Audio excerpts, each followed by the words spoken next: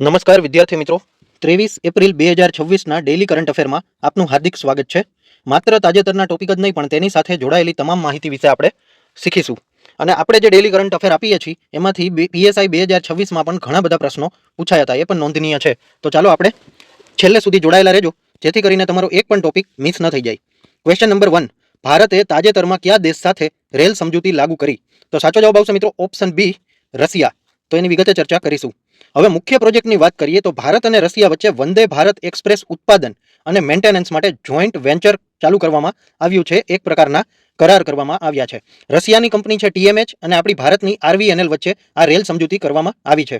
અને કરારની વિગતની વાત કરીએ તો 120 વંદે ભારત ટ્રેનોનું ઉત્પાદન અને 35 વર્ષ સુધી જાળવણી એટલે કે મેન્ટેનન્સ કાર્ય કરવામાં આવશે. અને આ ઉત્પાદનનું જે સ્થળ છે એ લાતુર, મહારાષ્ટ્રની રેલવે ફેક્ટરીમાં બની રહ્યું છે.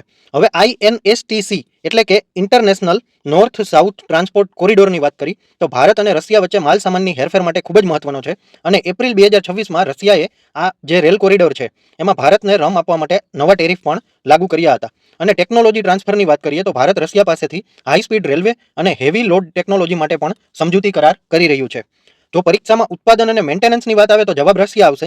અને પાડોશી દેશો સાથે સીમા પાર ક્રોસ બોર્ડર રેલ કનેક્ટિવિટીની વાત હોય તો બાંગ્લાદેશ અને નેપાળ જવાબ આવશે. તો યાદ રાખજો. ક્વેશ્ચન નંબર 2, ભારતીય વણાટકામને વૈશ્વિક સ્તરે પ્રોત્સાહન આપવા માટે શું લોન્ચ કરવામાં આવ્યું? તો સાચો જવાબ આવશે મિત્રો ઓપ્શન બી, વિશ્વ સૂત્ર. તો એની વિગતે ચર્ચા કરીશું. હવે આજે વિશ્વ સૂત્ર એટલે કે weaves of India for the world, આનું જે લોન્ચિંગ કરવામાં આવ્યું છે એ એપ્રિલ 2026માં કાપડ મંત્રાલય દ્વારા કરવામાં આવ્યું છે. અને આ લોન્ચિંગ કયા હેતુથી કર્યું? તો ભારતની પરંપરાગત વણાટકળાને આધુનિક વૈશ્વિક ડિઝાઇનમાં ઢાળવા માટે. મુખ્ય આકર્ષણની વાત કરી તો 30 રાજ્યોની 30 વણાટ શૈલીઓ પ્લસ 30 દેશની સંસ્કૃતિનો આમાં સમાવેશ કરવામાં આવ્યો છે. અને હવે આ કાર્યમાં આ લોન્ચિંગમાં સહયોગ કોણ કરી રહ્યું છે? તો ડેવલપમેન્ટ કમિશનર હેન્ડલૂમ અને નિફ્ટ એટલે કે national institute of fashion technology. હવે આનું પ્રદર્શન યોજાયું હતું ભુવનેશ્વરમાં યોજાયેલા ફેમિના મિસ ઇન્ડિયાની 61મી આવૃત્તિના ગ્રાન્ડ ફિનાલેમાં આનું અનાવરણ કરવામાં આવ્યું. હવે બીજી વાત કરીએ ભારત ટેક્સ 2026ની, તો વિશ્વનો સૌથી મોટો મેળો આજે કાપડ વિશેની ચર્ચા છે. તો માર્ચ 2026માં કાપડ મંત્રી ગિરિરાજસિંહ દ્વારા ભારત ટેક્સ 2026નું અનાવરણ કરવામાં આવ્યું હતું. હવે આયોજનની વાત કરીએ તો આ પ્રદર્શન જુલાઈ 14 થી 17, 2026 દરમિયાન નવી દિલ્હીના ભારત મંડપમ ખાતે યોજાવાનું આયોજન છે. તો એ પણ ખાસ યાદ રાખી લેજો. હવે લક્ષ્યની વાત કરીએ તો ભારતને ગ્લોબલ ટેક્સટાઇલ હબ બનાવવાનું અને 5F એટલે કે farm to fibre to factory to fashion to foreign એને વેગ આપવા માટે આ લોન્ચિંગ કરવામાં આવ્યું હતું, જે પણ ખાસ યાદ રાખજો. ક્વેશ્ચન નંબર 3, ભારતનું પ્રથમ advance 3D semiconductor packaging unit કયા રાજ્યમાં શરૂ થયું છે? તો સાચો જવાબ આવશે મિત્રો ઓપ્શન સી, ઓડિશા. તો આપણે એના વિશે વિગતે ચર્ચા કરીશું. હવે ઓડિશામાં સેમિકન્ડક્ટર પ્લાન્ટ જે બન્યો છે એ અમેરિકાની કંપની અમેરિકન સ્થિત સિલિકોન પાવર ગ્રુપ છે એની સહયોગથી બન્યો છે. અને આમાં 1000 કરોડનું આશરે રોકાણ કરવામાં આવશે. અને ભારતનું પ્રથમ સિલિકોન કાર્બાઇડ SiC વેફર અને એડવાન્સ 3D પેકેજિંગ માટેનું યુનિટ બની રહ્યું છે. મહત્વની વાત કરીએ તો ઇલેક્ટ્રિક વ્હીકલ એટલે કે EV અને 5G અને અત્યાધુનિક ઇલેક્ટ્રોનિકમાં પાવર ક્ષમતા વધારવા માટે આ પ્રોજેક્ટનું અનાવરણ કરવામાં આવ્યું છે. હવે ઘણું બધું સેમિકન્ડક્ટર ચર્ચામાં છે એટલે અમુક ધ્યાન રાખજો, જેથી કરીને એક્ઝામમાં ભૂલ ન થાય. પ્રથમ સેમિકન્ડક્ટર પેકેજિંગની વાત કરીએ તો સાણંદ ગુજરાતમાં જાપાનની કંપની છે માઇક્રોન એના સહયોગથી. પ્રથમ એડવાન્સ 3G SiC પેકેજિંગની વાત કરીએ તો ઓડિશામાં સિલિકોન પાવર ગ્રુપ જે અમેરિકાનું છે. પ્રથમ સેમિકન્ડક્ટર ફેબ ચિપ નિર્માણની વાત કરીએ તો ધોલેરા ગુજરાતમાં ટાટા પ્લસ PSMC કંપની દ્વારા. અને ટાટાનું બીજું મોટું યુનિટ જાગી રોડ આસામ ખાતે ટાટા ઇલેક્ટ્રોનિક્સ કંપની દ્વારા. આટલું યાદ રાખજો. હવે ઓડિશાની પોલિસી છે Odisha semiconductor manufacturing and fabless policy દ્વારા ઉદ્યોગને ભારે સબસિડી જાહેર કરી દીધી છે. ચિપ ટુ સ્ટાર્ટઅપ, આજે ભારત સરકારે દેશની સૌથી વધુ સંસ્થાઓને સેમિકન્ડક્ટર ડિઝાઇન માટે પ્રોગ્રામ હેઠળ આવરી લીધી છે. અને સેમિકન્ડક્ટર મિશન ભારતનું લક્ષ્ય છે કે 2026ના અંત સુધીમાં વિશ્વના ટોચના 5 સેમિકન્ડક્ટર ઉત્પાદક દેશોમાં સામેલ થવું. તો ખાસ યાદ રાખજો. ક્વેશ્ચન નંબર 4, દિનેશ ત્રિવેદી ભારતના નવા હાઈ કમિશનર તરીકે કોની નિમણૂક કરવામાં આવી? કયા દેશમાં? હવે દિનેશ ત્રિવેદીની નિમણૂક કરવામાં આવી છે અને ઓપ્શન બી, બાંગ્લાદેશ આવશે, ત્યાં નિમણૂક કરવામાં આવી છે. હવે આજે દિનેશ ત્રિવેદી છે એની રાજકીય નિમણૂક છે. સામાન્ય રીતે IFS અધિકારીઓને નિમણૂક કરાતી હોય છે, પણ આ વખતે જે છે રાજકીય નિમણૂક કરવામાં આવી છે. હવે પ્રણય વર્માનું સ્થાન લીધું કેમ કે તેઓ હવે યુરોપિયન યુનિયનમાં એમ્બેસેડર છે. હવે આ છે દિનેશ ત્રિવેદી, એ પશ્ચિમ બંગાળના પૂર્વ સાંસદ અને પૂર્વ રેલ મંત્રી તરીકે પણ સેવા આપી ચૂક્યા છે. હવે આ વખતે રાજકીય નિમણૂક પાછળનો હેતુ એ છે કે રાજકીય સંબંધો મજબૂત બને અને સીધો સંવાદ સ્થાપી શકાય, એના માટે આ નિમણૂક કરવામાં આવી છે. હવે અન્ય દેશોની નિમણૂક વિશે પણ યાદ રાખી લ્યો, જેથી કરીને કરંટ અફેરમાં કામ લાગે.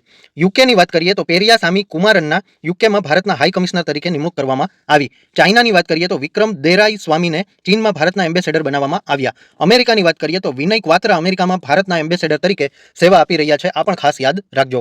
Question number 5, prof SS Swaminathan પુરસ્કાર 2026 કોને મળ્યો? તો સાચો જવાબ આવશે મિત્રો option B, doctor CH Srinivasan Rao. હવે આ જે ડોક્ટર CH શ્રીનિવાસન રાવ છે, બરાબર, એ હૈદરાબાદ સ્થિત NAARM એટલે કે national academy of agricultural research મેનેજમેન્ટના ડાયરેક્ટર છે.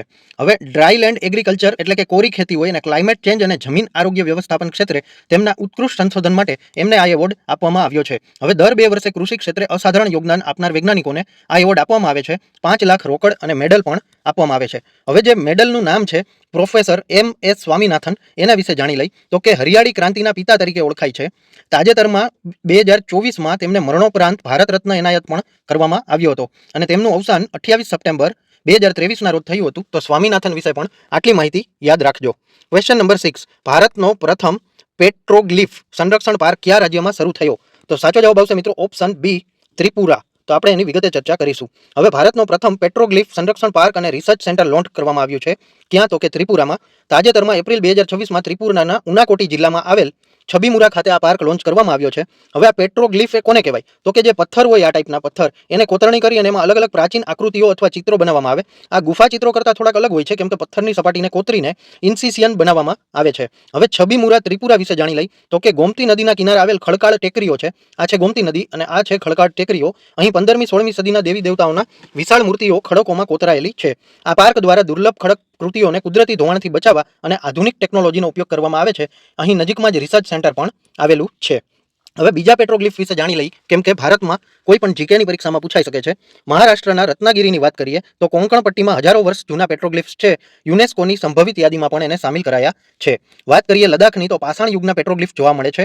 અને ઉનાકોટી ત્રિપુરાની વાત કરીએ તો પૂર્વનું અંગકોર વાટ કહેવામાં આવે છે અને ઇકો ટુરિઝમ અને હેરિટેજ ટુરિઝમ માટે પણ પ્રખ્યાત છે. ખાસ યાદ રાખજો. હવે ત્રિપુરા સરકારે આ પાર્ક દ્વારા ઇકો ટુરિઝમ અને હેરિટેજ ટુરિઝમને પ્રોત્સાહન આપવા માટે ત્રિપુરા ટુરિઝમ પોલિસી 2026 હેઠળ ભંડોળ પણ ફાળવ્યું હતું. એ પણ યાદ રાખજો. હવે ફેમીના મિસ ઇન્ડિયા કોને બનાવવામાં આવ્યા છે? તો સાચો જવાબ આવશે મિત્રો ઓપ્શન બી, સાધ્વી સતીશ સેલ. તો એની વિગતે ચર્ચા કરીશું. હવે આ જે સાધ્વી સતીશ સેલ છે એ ગુજરાત અને મહારાષ્ટ્રમાંથી એમનું પ્રતિનિધિત્વ કર્યું હતું. એ વિજેતા બની ગયા છે આ ટુર્નામેન્ટના. અને ફર્સ્ટ રનરઅપની વાત કરીએ તો અનન્યા સિંહ ઉત્તર પ્રદેશના અને સેકન્ડ રનરઅપ રિયા શર્મા રાજસ્થાનના રહ્યા. હવે આ ફેમિના મિસ ઇન્ડિયા 2026 છે એ ભુવનેશ્વરના ઓડિશા ખાતે 61મી આવૃત્તિ યોજાઈ હતી. તો આટલું યાદ રાખજો. હવે આયોજન અને વિશેષતાની વાત કરીએ તો જવાહરલાલ નહેરુ ઇન્ડોર સ્ટેડિયમ ભુવનેશ્વર ઓડિશા ખાતે યોજાયું હતું અને વિશ્વ સૂત્ર જેની આપણે આગળ ચર્ચા કરી એ આ જ કાર્યક્રમ દરમિયાન લોન્ચ કરવામાં આવ્યું હતું. અને આગામી લક્ષ્યની વાત કરી તો સાધ્વી જે આ ટુર્નામેન્ટ જીતી ગયા છે ફેમિના મિસ ઇન્ડિયા 2026, તો એ હવે મિસ વર્લ્ડની સ્પર્ધામાં ભારતનું પ્રતિનિધિત્વ કરશે. અને આ સ્પર્ધામાં અગાઉના વિજેતાની વાત કરીએ તો 2023માં નંદિની ગુપ્તા રાજસ્થાનના અને 2024-25માં નિકિતા પોરવાલ મધ્યપ્રદેશના વિજેતા બન્યા હતા. એમના નામ પણ યાદ રાખી લેજો. હવે આગળનો ક્વેશ્ચન, વોટર ફોરવર્ડ પહેલ કોણે શરૂ કરી? તો સાચો જવાબ આવશે મિત્રો ઓપ્શન બી, વિશ્વ બેંક. તો એની વિશે વિગતે ચર્ચા કરીશું. હવે વોટર વર્લ્ડ જે છે, વોટર ફોરવર્ડ, બરાબર, આનું લોન્ચિંગ 15 એપ્રિલ 2026માં વિશ્વ બેંક દ્વારા અન્ય બહુપક્ષીય વિકાસ બેંકોના સહયોગથી કરવામાં આવ્યું હતું. એનો લક્ષ્યાંક છે 2030 સુધીમાં વિશ્વના 1 અબજ લોકો સુધી સુરક્ષિત જળ પહોંચાડવું. મુખ્ય હેતુની વાત કરીએ તો જળ સંકટનો સામનો કરવા ટકાઉ માળખાગત સુવિધાઓ બનાવવામાં આવશે. દુષ્કાળ અને પૂર સામે લડવા જળ વ્યવસ્થાપન તંત્ર મજબૂત બનાવશે અને જળ સુરક્ષા દ્વારા રોજગારીની નવી તકો 1.7 અબજ નોકરી, પાણી પર નિર્ભર નોકરીઓ આપવામાં આવશે. અને સહભાગી દેશોની વાત કરીએ તો શરૂઆતમાં 14 દેશોએ નેશનલ વોટર કોમ્પેક્ટ્સ, બરાબર, એમાં હસ્તાક્ષર કરી દીધા છે. તો આ પણ યાદ રાખી લેજો. હવે આજે જે વર્લ્ડ બેંક, બરાબર, વિશ્વ બેંકના વર્તમાન પ્રમુખ તરીકે કાર્યરત અજય બંગા છે. એમનું નામ ચર્ચામાં છે, નામ યાદ રાખી લેજો. અને 5F વિઝન અને પાણી, આ પહેલ ખેતીથી લઈ અને ઉદ્યોગો સુધીના તમામ ક્ષેત્રોમાં પાણીની અછત દૂર કરવા પર ધ્યાન કેન્દ્રિત કરશે. 5F પણ યાદ રાખજો, farm to fibre to fabric to fashion to foreign. આટલું ખાસ યાદ રાખી લેજો. તાજેતરમાં ખૂબ જ ચર્ચામાં છે. કેમ બેટવા પ્રોજેક્ટના વિરોધમાં ચિત્તા આંદોલન ક્યાં શરૂ થયું? તો સાચો જવાબ આવશે મિત્રો ઓપ્શન બી, મધ્યપ્રદેશ. હવે આ જે કેન અને બેતવા છે, બરાબર, આ કેન નદી છે, આ બેતવા નદી છે, બરાબર. આંદોલન શું કામ થયું છે? તો સ્થાનિક અને પર્યાવરણવાદીઓ દ્વારા ચિત્તા આંદોલન કરે છે કેમ કે આપણું જંગલ, આપણું પાણી, બરાબર. હવે આ બે નદીને છે ને જોઈન્ટ કરવાની છે, એટલે આ જંગલ કાપી દેવામાં આવશે અને ત્યાંથી બે નદી જોઈન કરવામાં આવશે. એટલે ત્યાંના સ્થાનિક લોકોનું કહેવાનું એમ થાય છે કે આમાં જે કુનો કેન બેતવા પ્રોજેક્ટ છે, બરાબર, એની વચ્ચે જે પન્ના ટાઈગર રિઝર્વ આવેલું છે આપણું, એનો ઘણો બધો ક્ષેત્ર નાશ પામી જશે. આ પ્રોજેક્ટને કારણે પન્ના ટાઈગર રિઝર્વનો મોટો હિસ્સો ડૂબમાં જવાની શક્યતા છે. અને કુનો નેશનલ પાર્કની વાત કરીએ તો મધ્યપ્રદેશમાં પ્રોજેક્ટ ચિત્તા હેઠળ ચિત્તા લાવવામાં આવ્યા છે. અને પ્રદર્શનકારીઓનો તર્ક છે કે એક બાજુ સરકાર વન્યજીવોને વસાવવા કરોડો ખર્ચે છે, બીજી બાજુ નદી જોડાણ પ્રોગ્રેસથી તેમના કુદરતી નિવાસસ્થાન નષ્ટ થઈ શકે છે. હવે નદીઓ, તો કે મધ્યપ્રદેશની કેન નદીનું વધારાનું પાણી ઉત્તર પ્રદેશની બેતવા નદીમાં વાળવામાં આવશે અને આ ભારતનો પ્રથમ નદી જોડાણ પ્રોજેક્ટ છે જેનું કામ રાષ્ટ્રીય સ્તરે શરૂ થયું છે. હવે લાભાર્થી અને વિસ્તારની વાત કરીએ તો આ પ્રોજેક્ટથી બુંદેલખંડ વિસ્તાર એમપી અને યુપીનો ભાગ છે અને સિંચાઈ અને પીવાનું પાણી આપવાનું પ્લાનિંગ કરી રહી છે સરકાર.